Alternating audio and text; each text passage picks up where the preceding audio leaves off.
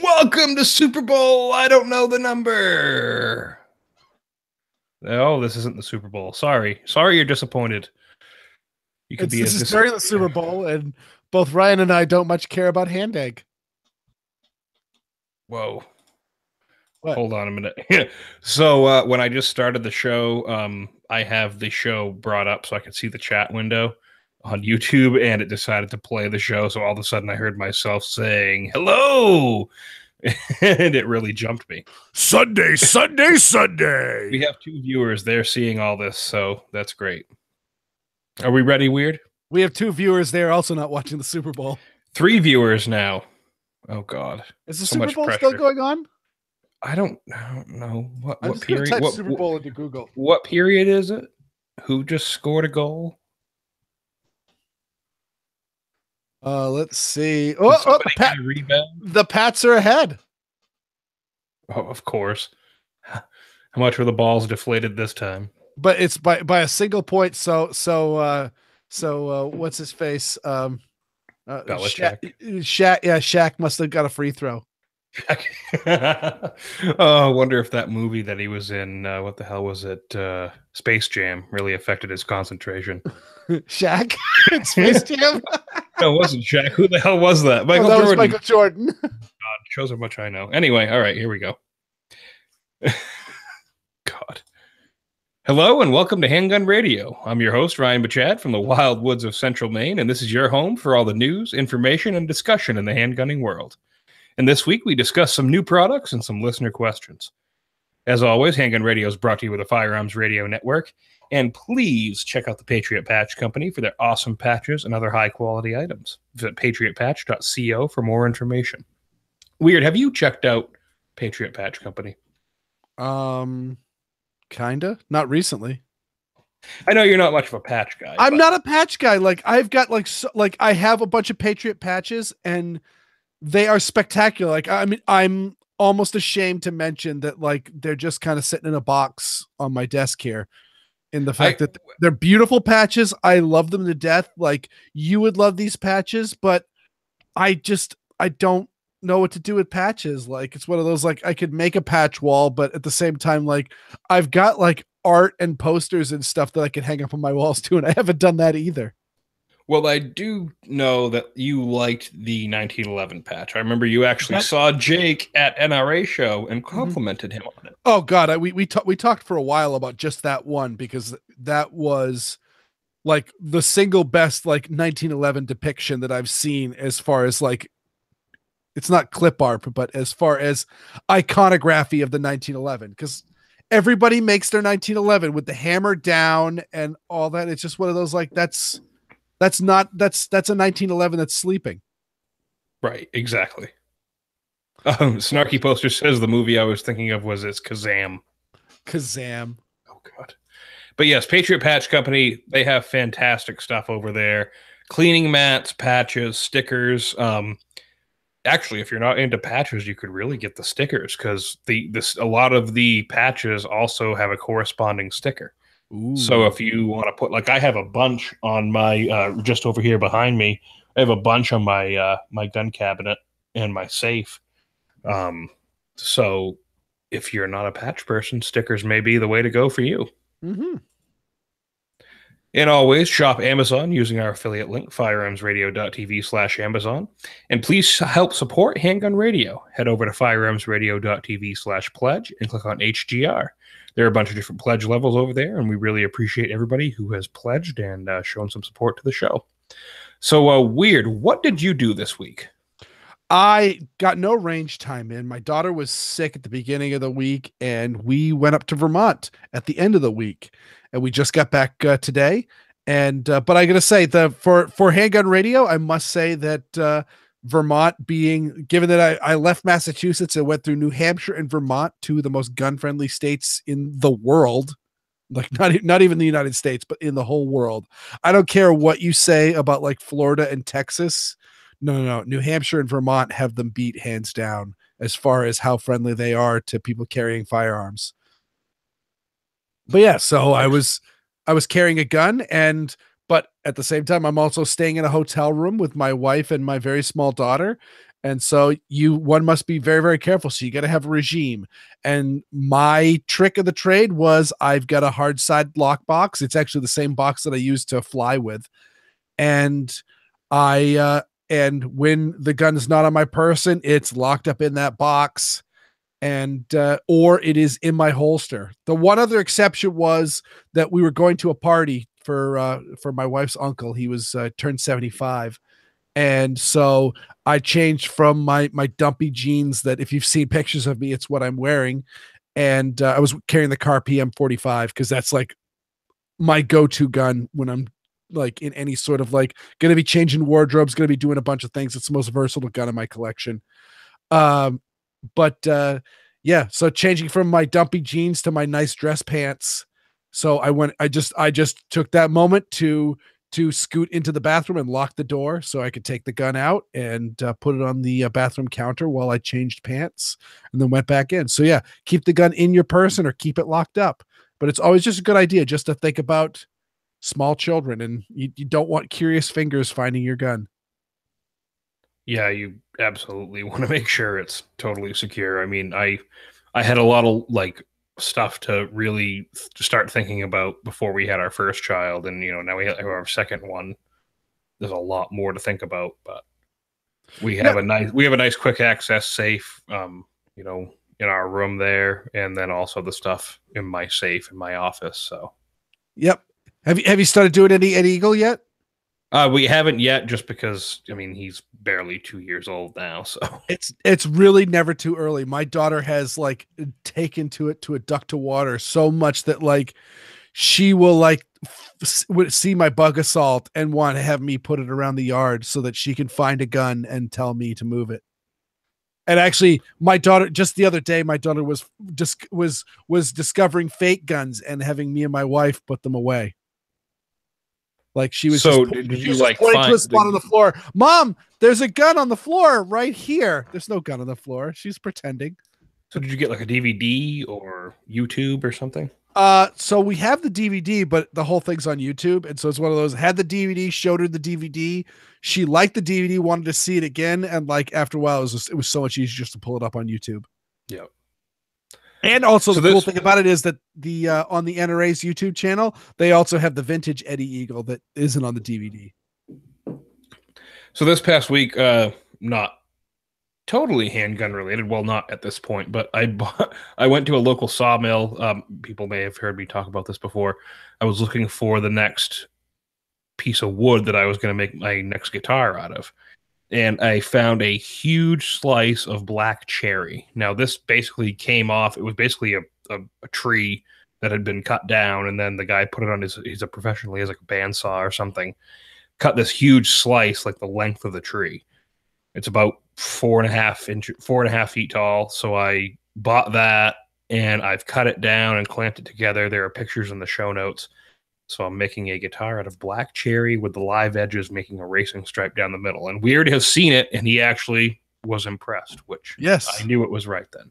Ryan's got a lot of wood. Okay, yeah. Also, I got to check out a Camp 380, a lot smaller than I expected. I'd never actually had any chances to handle a Camp.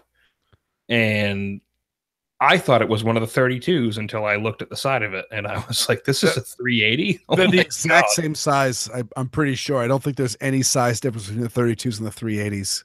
So the magazine was a pain to get out because it has a heel release, but there's no place to really put a button release. You're not going to be really reloading that firearm fast. That's basically a gun like you pull it out, you empty the mag, and that's it. You're not going to reload it. It is a last ditch gun. It is the semi-auto version of the North American Arms mini revolvers. No sights. Nope. Didn't the original 32s have something where they like use the Winchester silver tips, or was that a different gun? I haven't really followed them all that much because it's one of those things of they're cool and they're cute on how small they are, but it's one of those things of why do you need a gun that small? I think it's probably the only pistol that's smaller than an LCP in 380. Oh yeah, they're tiny. There's like I said, there's no sights. The whole top is rounded. They're small. They're smaller than my 25. They're tiny. Right. And also, I got to check out one of the Grand Power P1s as imported by Century Arms. So, I guess, and my friend David will probably correct me if I'm wrong, but back in the day, Grand Power was actually making pistols. You used to see ads in like CDNN and a few others advertising these pistols, and Century Arms was importing them at the time, I guess. And so someone traded one at the shop, and I've held the new guns, and this gun, I mean, maybe it was just worn in and shot a lot, but I mean, it was smooth. Everything about it was smooth. I mean, if you're a fan of that rotary barrel action and you want like a Glock 19-ish sized pistol, that's definitely something you should look at. Are you a fan of the rotary barrel and want a Glock 19-ish size pistol? No. So you didn't get it? No, I like my Steyr. Your Steyr is pretty nice. I love my Steyr. You haven't shot my Steyr. No, I pulled the trigger on it a few times. I don't live that much further north. This spring I will come up and see you. I have a house. I have an extra bedroom. Yeah. I have a couch. Yeah. We'll come. I'll bring a bunch of guns. We'll have some fun. We'll go shooting. We'll probably drink a little too much. After the shooting. Oh, during the shooting. No. Of course, after the shooting. My God. Oh, that'll be great. During the springtime, we'll have the range. We can bring out a table, choose a nice day. We'll bring video cameras out. We'll record everything. We'll go shirtless. Record a show on the range. Yeah, but let's go shirtless. I don't know. Because come on, the two of us together, we look good without shirts. I'm just saying, we are. Do what do those people in Vegas do with the body paint? We should like paint tuxedos on us. Oh, we're also very hairy people. I think that'd be a problem. All right. So before we get into any further trouble, what's your drink segment this week? I don't have a new drink, but if you didn't do the math on the fact that I was in Vermont this morning, I was in New Hampshire in between, and I stopped at the liquor store. It just so happened that our lunch stop was at one of the New Hampshire State Liquor Store. They have these little shopping malls. They're kind of nice with like a bunch of restaurants and shops and stuff in them, and the New Hampshire State Liquor Store. Oh. What's the deal with that little like satellite liquor store in Portsmouth as opposed to the one that's like on the highway? Is that just kind of like a smaller one? It's just smaller in size, but the selection's the same. Okay. Like you go into a New Hampshire State Liquor Store, you're going into a New Hampshire State Liquor Store. Like, don't worry about it. If you see one, go into it. And for anyone who's interested, I know this isn't handgun really, but we're in the drink segment. Maine, why this seems so foreign to me is in Maine, we don't have that problem. We can buy beer and liquor at our local grocery store, like our Hannaford's. Buy liquor at a gas station. We can also buy liquor at a gas station and beer anywhere. So, like the fact that they like New Hampshire and Massachusetts has to go to a package store or a liquor store is very strange to us. But New Hampshire, the liquor store is something amazing. Like even when I lived in Maine, I would still buy the bulk of my booze in New Hampshire. True. Like yes. The prices are so good. And I was in Southern Maine, unlike you. So it was a whole lot closer. So, and my girlfriend, who's now my wife, was living in Massachusetts. So I was frequently going back and forth between the two states. So yeah, because basically where I live is an hour drive from where you grew up, plus maybe another half hour to get out of the state. 45 minutes. Yeah. Well, you're driving the speed limit. I'm not. That you said it. I didn't.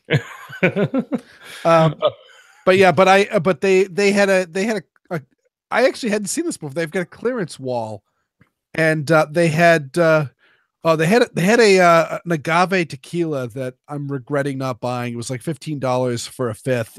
I should have bought it just to try it out. But they had a whole big clearance on Fee Brothers bitters, and they were like $5 a bottle. That's outrageous. So I bought a whole bunch, and right now I am drinking a Vesper Martini with Fee Brothers peach bitters, and instead of the usual orange. And I don't think there's quite enough bitters in here. It's not quite strong enough for me to tell exactly what it's doing, but it's nice. You should have just kind of gone up to him and been like, how much for the whole like display? How much for the whole thing? This is my wife. She's paying for it. I mean, if I buy that whole display off of you, you got to give me a deal, right? Because I'm sure you hated putting that up. I think it's a state liquor store, so I don't think that they can. I think I'd have to be negotiating with the state of New Hampshire, and that might be difficult. Live free or die, my friend. Live free or die. All right, so with that, we'll head into the main topic, talking about stuff. Stuff in general. Well, okay, so basically here's what happens after SHOT Show. And people may email me and disagree with me and hate me for it. But you have the crazy flood of information from Ruger before SHOT Show. Just Ruger. That's it. Just Ruger. That's all you hear about. And then all of a sudden you kind of hear trickles of, oh, Colt's working on this or someone's working on that. And then you have SHOT Show. SHOT Show happens. Everybody's hammered and posting stuff, having fun. That's what SHOT Show is. Not everybody's not hammered, but I mean, some people are hammered, I'm sure. Most people are hammered. And we need to go to SHOT Show next year. We need to be hammered. Oh, God. Not on range day. I'm kind of afraid of that. It's Las Vegas, man. What happens in Vegas stays in Vegas. We're going to find ourselves in a flop house somewhere, like way off the strip with a half-empty bottle of liquor and God knows what else. We need to drop we need to drop mescaline and go to Circus. Basically, we're going to be Fear and Loathing in Las Vegas, SHOT Show 2019. I think that you say that like it's a bad thing. So afterwards, though, like you start to see posts from people who you respect and who have really good insight on different products about SHOT Show and stuff. So I've kind of gone through that, separated the wheat from the chaff, as David Crosby might say. And we have our first product here, the SHOT Show B&T set to release the USW 320. Did you see this link, Weird? Yes, I'm looking at it right now. So it looks like one of those Roni kits, but pared down and made it up with a 6 Sauer 320 pistol. That's kind of cool. A little PDW. It makes sense, though. Yeah. Because the 320 has the chassis system. So just have the PDW frame and everything and throw the slide on. Yeah. I mean, and I'm sure that's not that expensive to engineer. No. And everybody's a huge fan. So I can't wait to see that with a pistol brace. Oh, I'd forgotten about that. I mean, that's realistically the way it's going to go. And that just needs to be tried out because, again, I heard Ian talking about how since he's probably fired more, shoulder stocked pistols than anybody, that they're not really as good as you'd think. I'm just kind of curious on if this is as good as idea as we think, but still the cool idea is having that little side folding stock, especially since the stock just goes just flush to it. And the picture here, they've got a light on it, but I believe this is one of those like folding shoulder stocks that if you fold it over to the side, it creates a vertical foregrip as well, which can't work with the pistol brace because that would be illegal. So what they need to do is make something with a fixed pistol brace stock and have the slide on top. Well, you could still do the side folding because the pistol brace just wouldn't work, and it might even like interfere with firing it. But either way, the pistol brace you could still do all this stuff with. I'd just be curious about it. I just want to know how well it works. Like, is it that big a deal? So the next one I have here is Volquartsen. So if you are a longtime listener to the show, you'll know Volquartsen has been a longtime supporter of us. We had one of their Scorpion pistols come into the show. We did a review of that. It is a fantastic pistol. I still have the gun. And they have come out with various... They have a bunch of different variations on these pistols. One with like the worn out... I don't even know what they call you. Is it the worn finish? You have the link there, Weird, right? I'm looking at, yeah. What is like the distressed finish? Distressed finish. That's right, yeah. But the one that I like the most, and this isn't a handgun, but it's that straight pull bolt action rifle. Mm-hmm. Now, where do you usually see those? Biathlon. Biathlon. I think that's a concept that should be explored further. And for those who aren't geeky enough to realize just what biathlon is, it's two sports. What's a sport? It is cross-country skiing and shooting. I broke my leg in 2 places skiing when I was a kid, so I hate skiing. I just spent a lot of time as a kid skiing, so I hate skiing. I never really got into it. I gotta say, I get it. Like driving. I mean, holy crap! The hotel we were staying at in Vermont, like we're eating breakfast. We were like the first ones there at breakfast because we're super early risers. And then as we were leaving, everybody else was filing in, and they're all in their ski garb, ready to go out there. And so, like, yeah, I respect them. I understand that. Just I wasn't into it. So I had always wondered, because I had seen the videos of the biathlon shooters shared like on Facebook and stuff, and I was always wondering. I was like, why isn't this short throw straight pull integrated into more like normal mainstream 22 rifles? Because I mean, people buy bolt action 22s all the time. It's probably cost. Is it that much more to machine that though? Well, is it that much less than just making a semi-auto? But some people don't want a semi-auto. I think the number of people that want a straight pull bolt action, like don't want a semi-auto. I just think it fits in that little uncanny valley of it's a little bit more than making a straight pull bolt action, because it's kind of semi-auto action,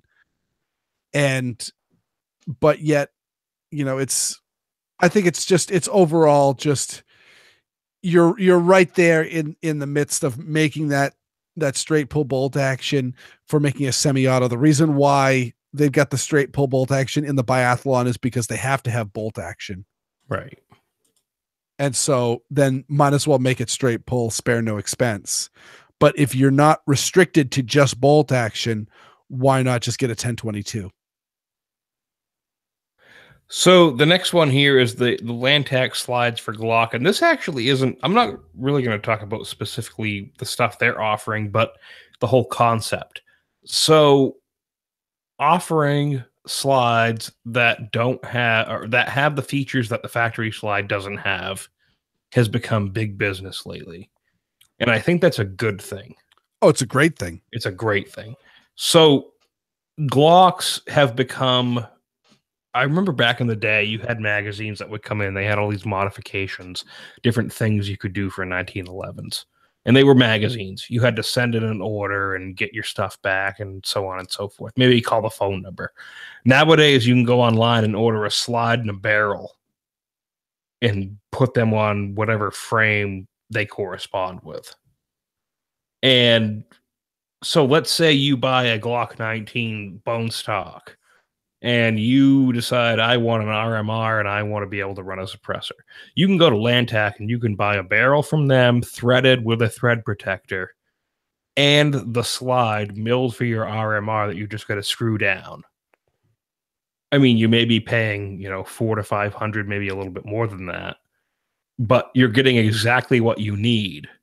What's the price of the RMR Glocks? Isn't it up in the thousands of dollars range? I haven't really priced it out. I mean, that's the big thing, is all of this like modularity to it. Is I'm a guy that if I didn't live in Massachusetts and I could buy any handgun I wanted to, I'd probably be going and looking at M&Ps and not Glocks, even though they're the much more established gun and there's nothing wrong with Glocks, but they don't fit very well in my hand. But at the same time, I could get like an entirely unglock Glock, like get a Timberwolf frame or a Polymer 80 frame, and then throw one of these slides on. And again, you're getting exactly the gun you want. And it looks really cool. Like they're very attractive. They do have, like, because you have like the different milling and everything. And look at their barrels. Did you see the profiling on these barrels? Yes. They are insanely sexy. Like they've got like on the in this you get the firearms blog page set up here. They've got one where they've got all the different barrels. It looks like a catalog page, and then they've got it in a slide that's got the cutouts on the slide, so the barrel's showing through. And it's one of those like, oh yeah, why wouldn't you do that? These barrels are gorgeous. And okay, so I mean, for the Glock 17 MOS, you're still looking at $539. So you're not up in the thousands of dollars. I'm wrong there, but I mean, I don't know. Then you actually also, if you buy these slides, you have the option of switching between the two as well. Between the two, what? Between the two slides. So if you wanted to go back to your standard factory Glock slide, you could. Yeah, but why'd you want that? Well, I don't know. Why do people want things? I mean, you're getting this slide because it's the slide you want. Again, I'm going even further and just saying, like, no. If you're looking at this and going, oh yeah, this is awesome, unless you've got a Glock or you picked one up at the used bin for a decent price, which absolutely, I mean, they're Glocks, they're ubiquitous. You know, you go into any gun store and look in the used rack, there's going to be a Glock in there because someone's going to sell it. But at the same time, you don't need to go get yourself a Timberwolf frame. Go get yourself a Polymer 80 frame. Well, exactly. I mean, if Landtac's running a certain price, you look at like Lone Wolf, for instance. So I'm on their site right now. The replacement barrels, so we'll go with, we'll say you want threaded, because most people want the threaded ones. 9mm, $109. Mm-hmm. And let's see, slides.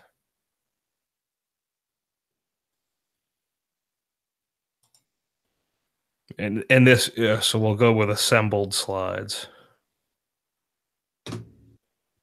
But the assembled slides is what you want unless you're going to be someone who puts everything into it. So assembled slide. Well, that's helpful. The only thing available is something that's $1,100. So I'll take it. Yeah, I'll take it. No, that's a special edition 2 complete upper M17 slide assembly, and I believe it also has a red dot incorporated. Put it on my wife's tab. But still, I mean, the conversion thing, I mean, I was familiar with that early on, though, because my friend, the Mad Aussie, was buying Lone Wolf slides before, or Lone Wolf barrels before Lone Wolf really became a big thing online. Mm-hmm. Back in like 07, 08, 06, maybe. Yep. Because he was getting suppressors.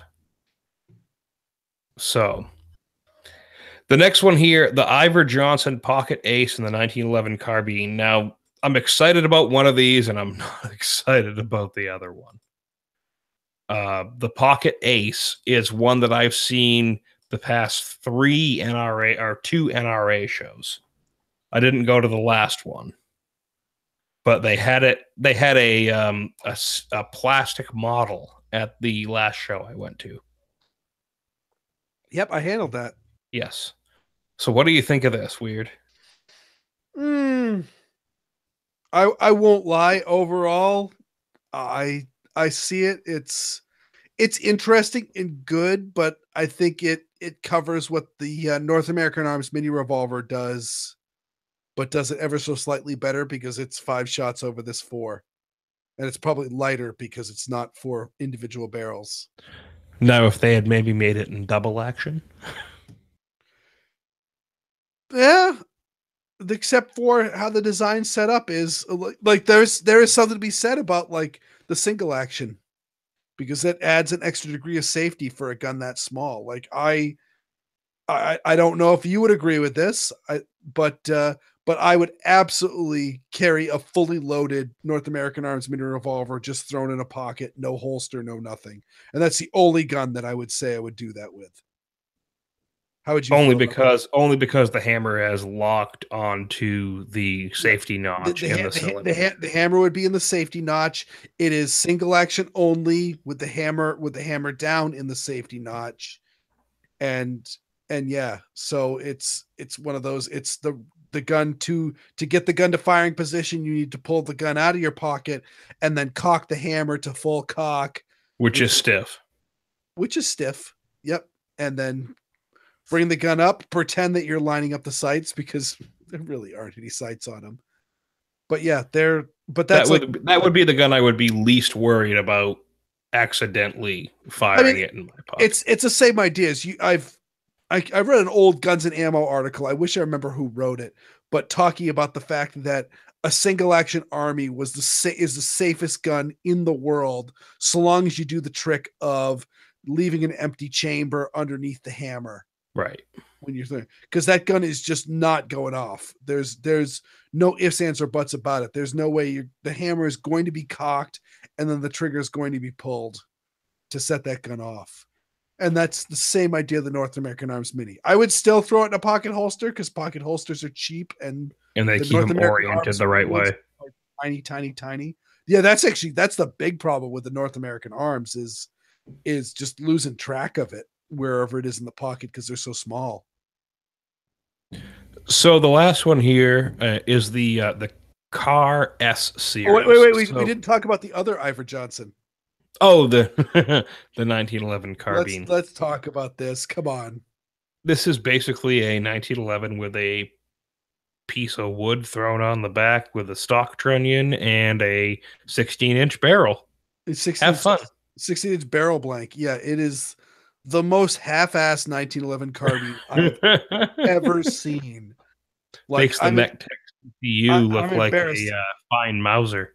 And on top of that, it looks like the shoulder stock is essentially a mainspring housing replacement. Does that what it looks like to you? Yeah, basically.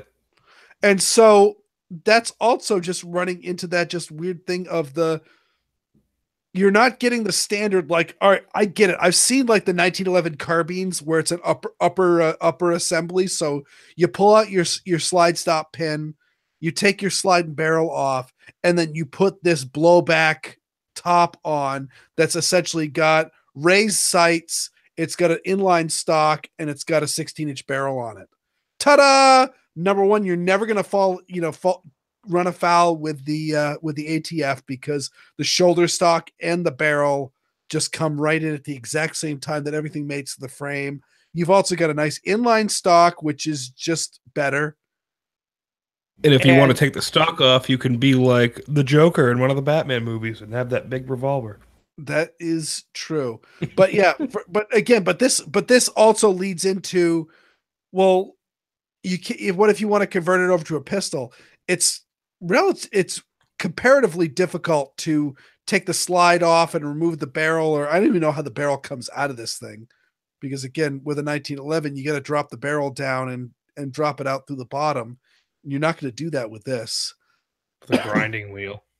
Yeah, so the barrel might be permanently attached. I can't tell, or say permanently affixed. Yeah, I mean you probably just pull it out from the slide after you disassemble it, right? From the back? How? The breech block's there. That's true. Yeah. But either way, so pulling the slide off this thing, relatively easy. Pulling the mainspring housing off of it to switch out the shoulder stock, considerably more difficult. You're risking running afoul. You got to keep it carbine all the time, otherwise the ATF might come looking for you. So yeah, I don't like it.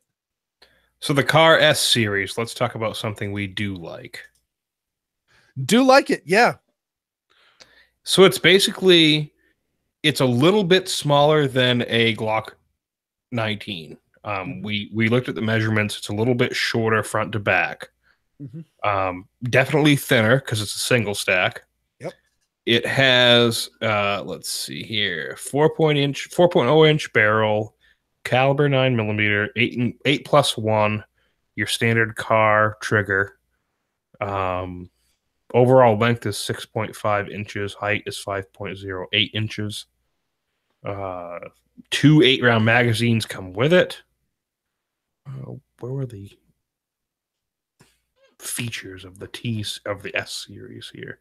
Laser engraved stuff on the side, and it also has an accessory rail in both sizes. Mm-hmm. What were some of the differences, though? What made it cheaper? It's got the it's conventional rifling, so it doesn't have the Lothar Walthar polygonal barrel. Let's see. I Right think here, the, pinned-in polymer front sight, accessory rail, smooth double action only trigger, the serial ID tag on the left side of the hand grip, white 2-dot rear sight, laser engraving on the slide, but it has extra serrations. yeah, but I think they're simpler to do. That's just a cheaper machining process. Really, in the end, like I've got to say, like I I do like the cheaper cars. They are looking very very nice. Yes. The sights are the one thing that kind of gets me wondering of them. You gotta decide. You gotta decide. Do you want easily swappable sights or not? But yeah, these are cool guns. Cars just awesome. They're just kicking butt. And Well, then if you're looking for a and single stack 9mm, full size or medium size, exactly there it is. the whole car T series is kind of an underappreciated gun because car is well known for their pocket guns. But still, if you're looking to put a gun on your belt and you want something that's really small and will tuck in nicely because it's thin and all that, the T series is kind of nice because it holds a decent amount of ammo, especially for a single stack, and they're just it's narrow and it's just it can be a very good concealable gun if you're one of those if you want something a little bit more than a gun that'll fit in your pocket, or if you've got smaller pockets and the cars because they don't make outside of the 380s, they don't make the smallest guns in the world, so you might not be like me and Ryan where a car easily drops into your pocket. Snarky Posters has some strong statements for you, Weird. What do you say? Says you pull them out front on the 1911. No Weird. U.S. government versus Thompson Center court case. So that a collection of parts that you can assemble is illegal or is legal.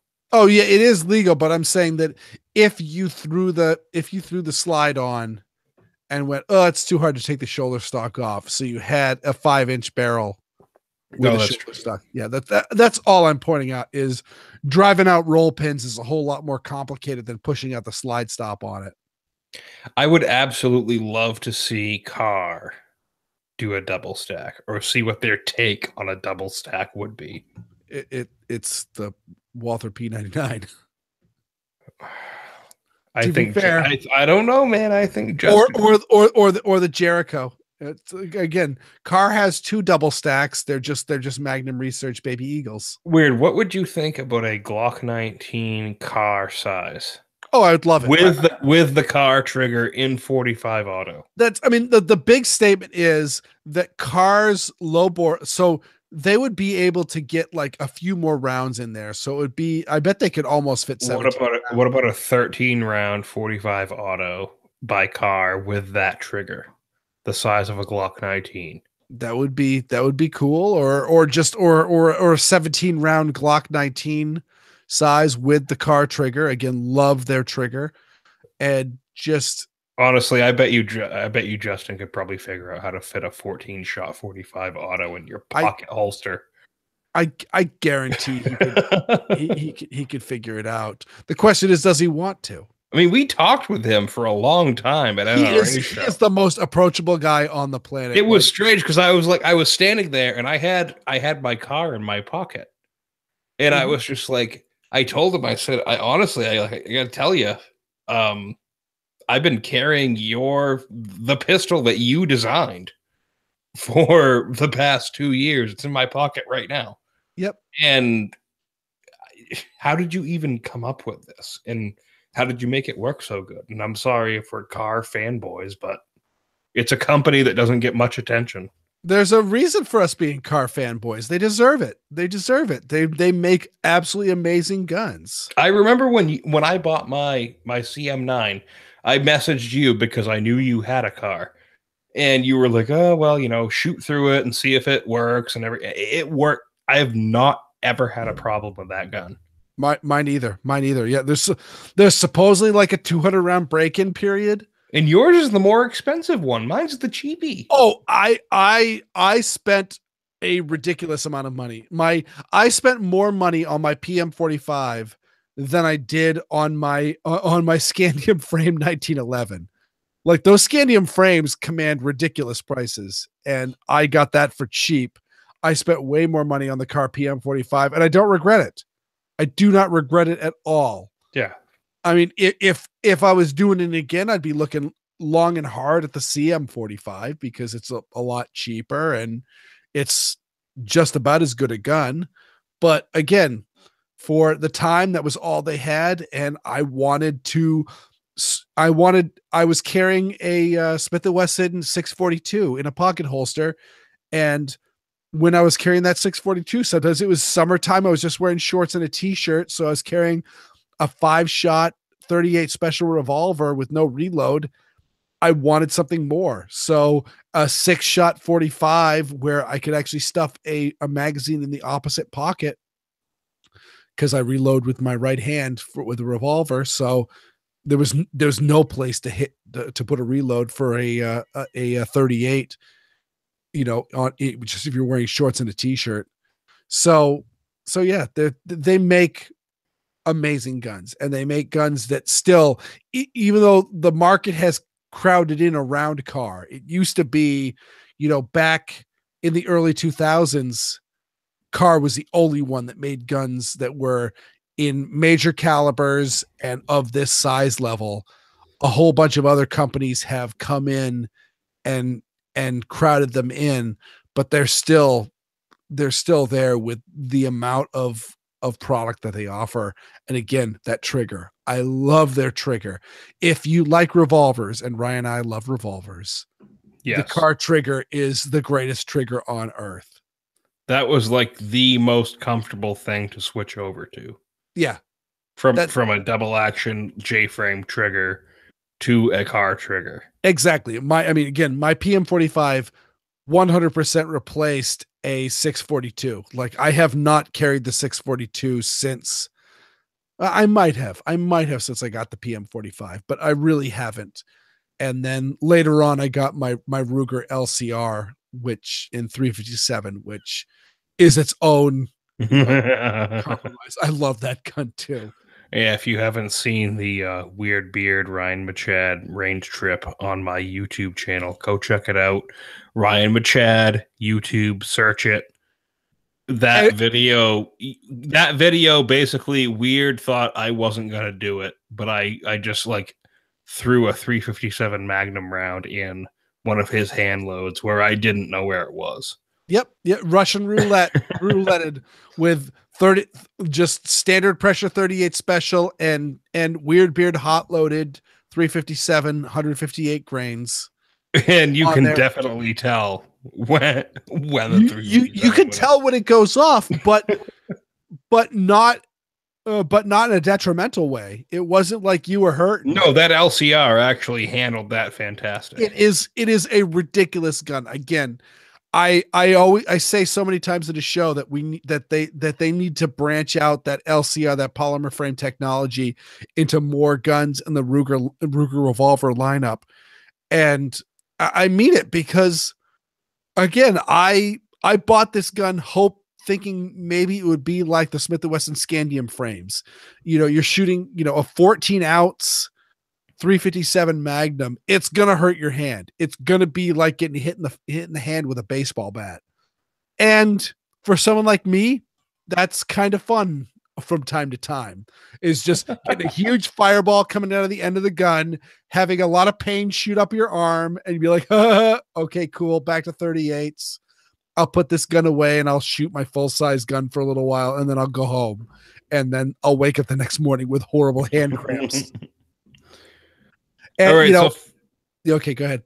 Oh, no, I was just going to ramble. I was just going to ramble about how much I loved it. But the LCR, again, I must have shot 50 rounds of my hot loaded 357s out of that gun on my first time to the range, and no detrimental effects. And again, If like I said, I'm a guy that wakes up the next day with the claw of the, oh crap, my right hand doesn't work anymore. if you go watch the video, so you see me, I think before you see me put them through the LCR, you see me put some of the same rounds through the Colt Trooper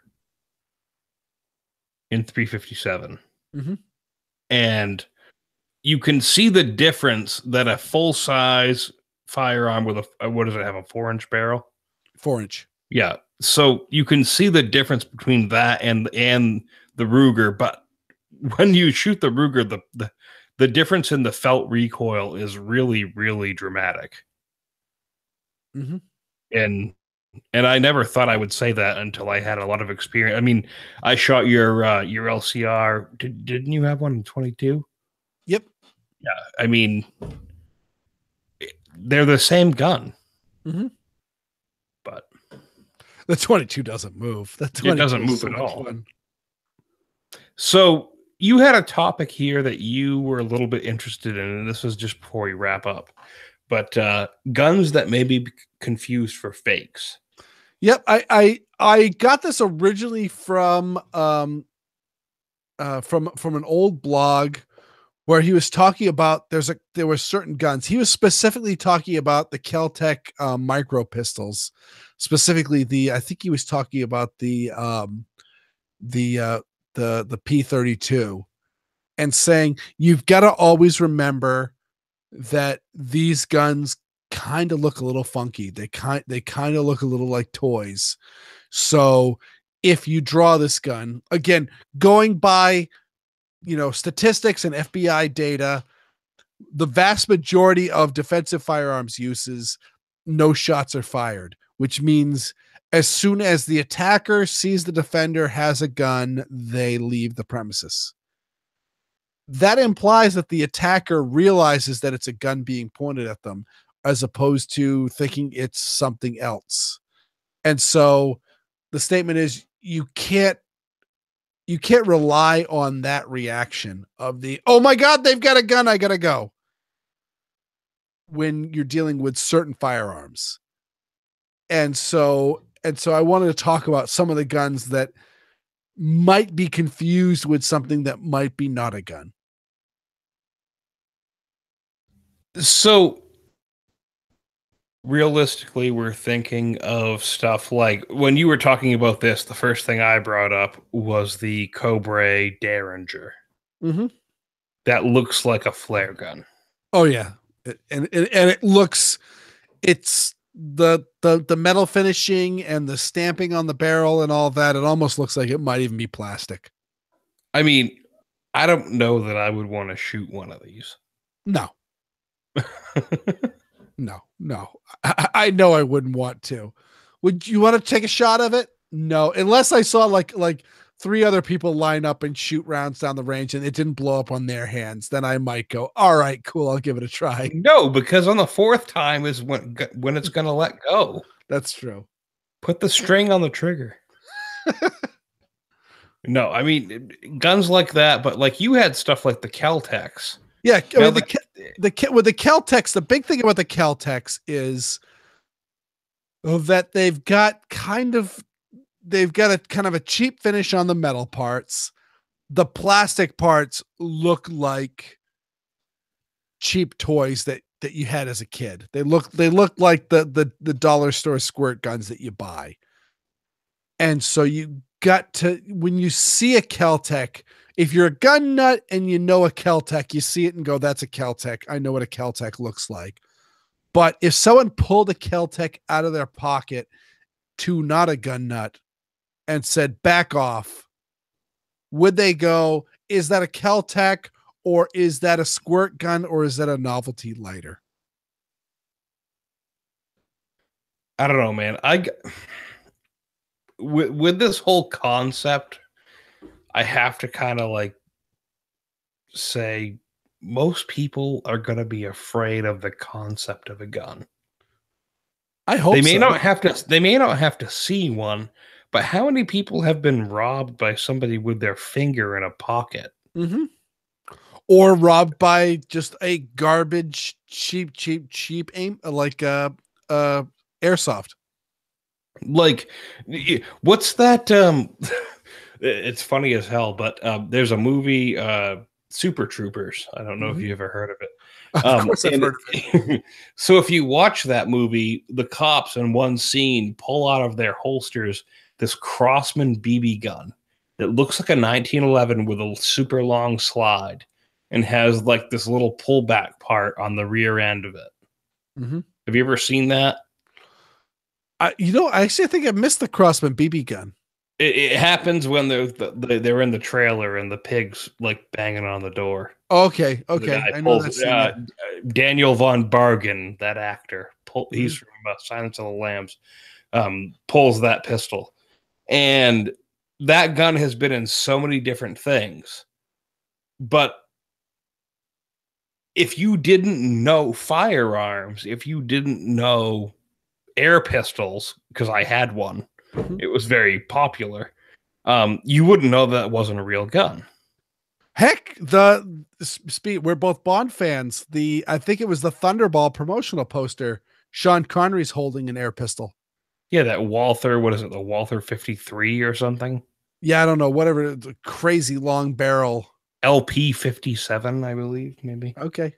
But the one, he's holding it against his cheek. Yep. And it's not a real gun. Nope, it's an air pistol. But, I mean, like, you bring up the NAA mini revolvers, some of the brightly colored guns. Mm-hmm. Like, brightly colored, like, what do you mean, the ones with, like, the camo and stuff? Oh, I'm just talking like the purple and the pink guns, and there's also, I mean, the specifically polymer frame guns is the biggest one. Is that every company that's making polymer frame guns is making them in weird colors. So like, yeah, if it's got like an orange or a red frame to it, you got to wonder, is the person that you're pulling it on gonna think, is that a real gun, or is someone pulling a toy and trying to bluff me? Which is unfortunate because, like you said, a lot of defensive gun uses are like resolved just by the production of the firearm. And when you think about it, that's a win-win. The bad guy gets to go home, and you get to go home. And I don't have a problem with that. Like, yes, but if you are involved in something like that, definitely report it, regardless of whether you had to shoot or not. Absolutely report it, because God forbid you're like Paul Lathrop, and the jerk that you had to talk to calls them first. You don't want to be the person responding to the police. You want to be the person talking to the police. Just because you didn't pull the trigger does not mean that you won't be involved in something regarding your display of the firearm, because we still do have brandishing laws. And exactly like you said with Paul Lathrop, I mean, the poor man didn't do a damn thing, and he ended up in a stir with that whole situation. So yep. And again, he didn't even realize he was in a defensive gun use, because he actually never even put his hand on a gun. He just mentioned that there was a gun. And I mean, given the situation he was in my opinion, he was damn close to being justified. But I mean, he showed a great deal of patience. And the fact that he had to go through everything that he went through is really, really like a huge wake-up call to anybody who carries a firearm for defense. It was a huge wake-up call for me. Like, after I heard his first accounting of the story, yeah, I immediately went to and signed up as a member. Excellent. So with that, I think we should head up in the wrap-up section and close out the show. Don't forget to shop Brownells using our affiliate link. Head to firearmsradio.tv and click the affiliate link in the upper right-hand corner. Be sure to go like Handgun Radio on Facebook and share it with your friends. And all the recent information about the show is posted there, so be sure to go check that out.